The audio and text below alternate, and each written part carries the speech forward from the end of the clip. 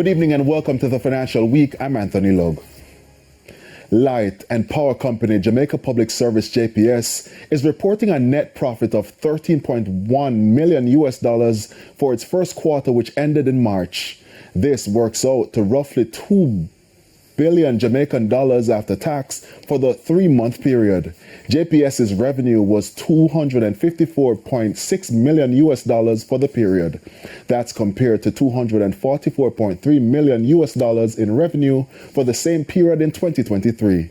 During the quarter, the company says it faced higher fuel costs along with the increased cost of sales. Impairment losses were, however, reduced.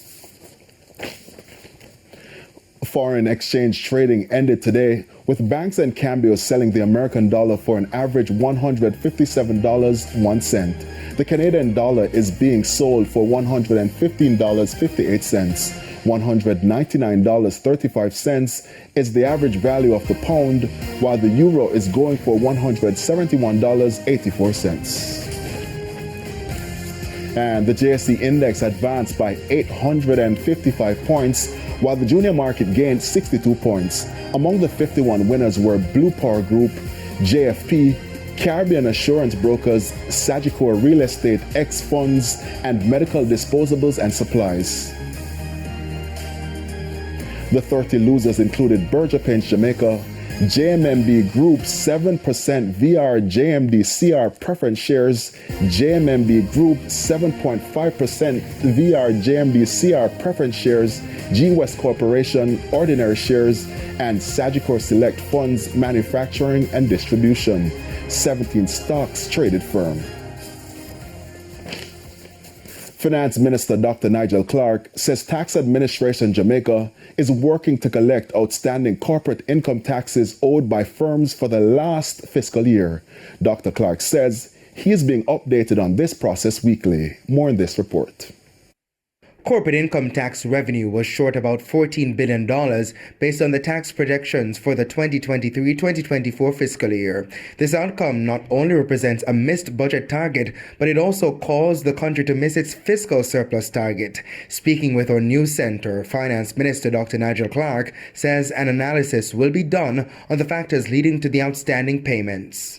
Our entities are identified, we know what they've declared, and TVJ will be following up with them pretty assuredly to ensure that they pay over, but also to inquire why they did not pay in March, right? All of that information data is useful. And I have to see what the results of that exercise is before making any definitive steps. Based on Jamaica's Income Tax Act, unpaid sums owed to the government will also accumulate interest from the day after it is due.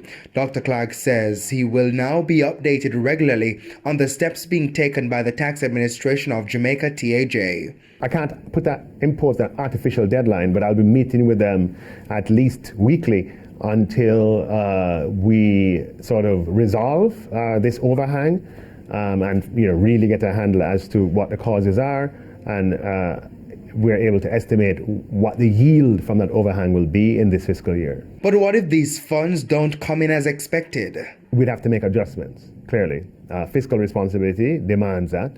And those adjustments would mean that we'd have to revise revenue targets for the upcoming fiscal year to be consistent with the outcome that we saw in March, and particularly in corporate income tax. And that would mean that we'd also have to revise expenditure. I however assure the Jamaican public that the government of Jamaica has options. There are revenue possibilities that have not yet been brought in that don't put any additional burden on the taxpayer. Dr. Clark says these include dividend yields. A shift in spending would also be considered, but while he says it would be premature to share, Dr. Clark says the areas are being assessed. For the Financial Week, I'm Javon Keys. And that's the Financial Week. I'm Anthony Lug. Good evening.